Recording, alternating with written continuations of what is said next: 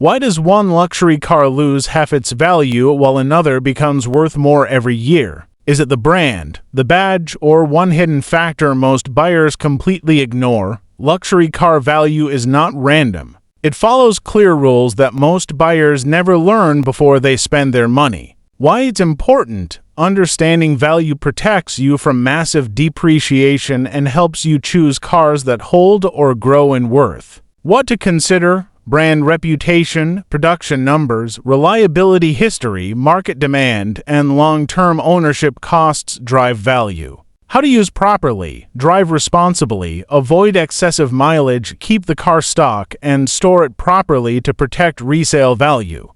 Maintenance and care: documented service records, quality repairs, and timely maintenance strongly impact future value. Common mistakes to avoid: overpaying at launch, neglecting service, heavy modifications, and ignoring market trends. Step-by-step guide: research past resale trends, compare similar models, check service history, and buy at the right time. Cost comparison: some luxury cars cost more upfront but lose less over time, making them cheaper to own long-term. Real-life experiment: we compared to luxury cars bought the same year and tracked depreciation over 5 years. Quick tips: limited production, strong brand demand, and low mileage usually protect value best. Final thought: luxury cars only gain or lose value based on smart ownership decisions, not luck.